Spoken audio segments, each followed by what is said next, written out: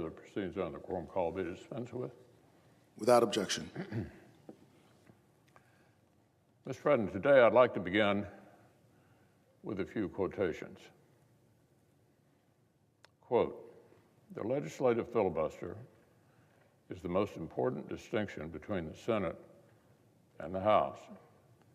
Without the 60-vote threshold for legislation, the Senate becomes a majoritarian institution, just like the House, much more subject to the winds of short-term electoral change.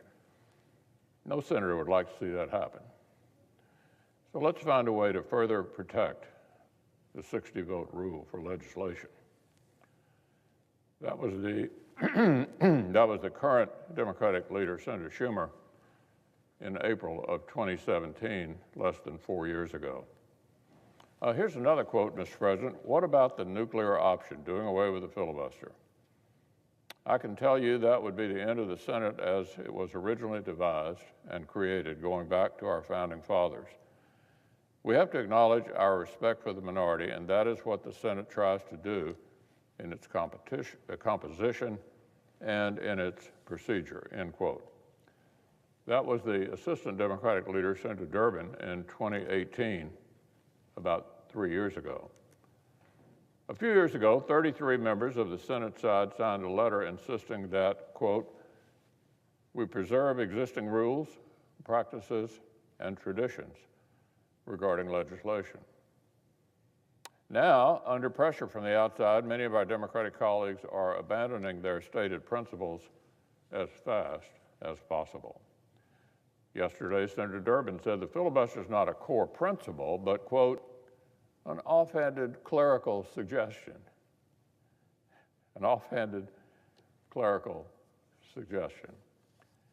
And a number of Senate Democrats are trying to pressure the senior senators from West Virginia and Arizona to abandon their own very recent commitments to honor this central rule of the Senate.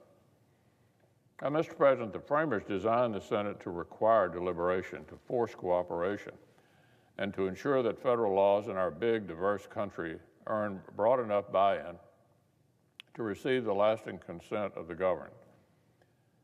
James Madison said the Senate should be a complicated check against improper acts of legislation. Thomas Jefferson said great innovation should not be forced on slender majorities. Senate Democrats parroted all these arguments when they were the ones benefiting from minority protection. When President Trump pressed Republicans to kill the filibuster, our Democrat colleagues cried foul. And when our Republican majority stood on principle and refused to wreck the rules, our Democratic colleagues happily used the filibuster themselves. In some cases, they flat out blocked legislation, like Senator Tim Scott's police reform bill. In many other cases, Democrats did what minority parties always do and leveraged the existence of the filibuster to influence must-pass legislation long before it got to the floor.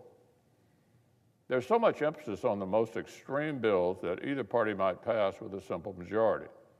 People forget that the Senate's 60-vote threshold is the only reason that any routine must-pass legislation is bipartisan, except during divided government. Big funding deals, appropriation bills, farm bills, highway bills, the NDAA.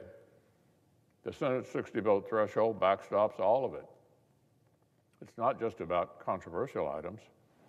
It's about everything we do.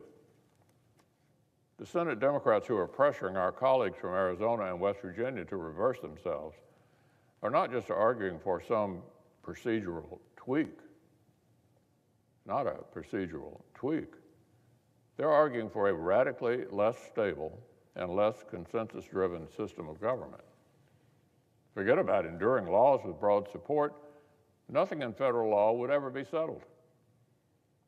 Does anyone really believe the American people were voting for an entirely new system of government by electing Joe Biden to the White House and a 50-50 Senate?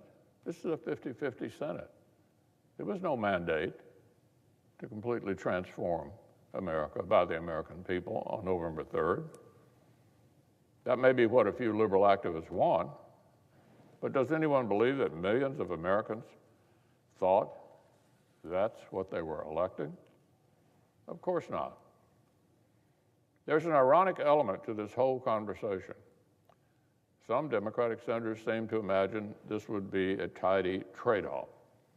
If they could just break the rules on a razor-thin majority, sure, it might damage the institution, but then nothing would stand between them and their entire agenda, a new era of fast-track policymaking. But, Mr. President, anyone who really knows the Senate knows that's not what would happen. So let me say this very clearly for all 99 of my colleagues. Nobody serving in this chamber can even begin to imagine what a completely scorched earth Senate would look like. None of us have served 1 minute in a Senate that was completely drained of comedy and consent.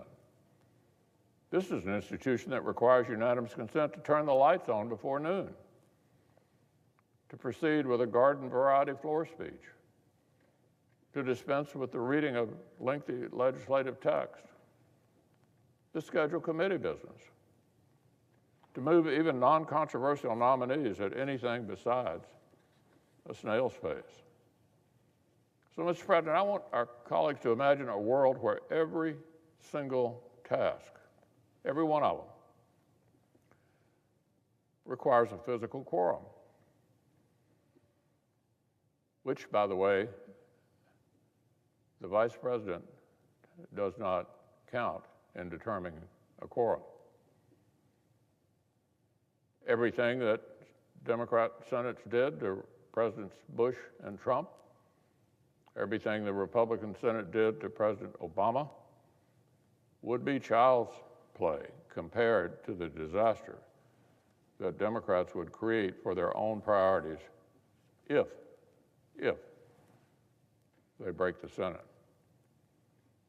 So this is not a trade-off between trampling etiquette but then getting to quickly transform the country.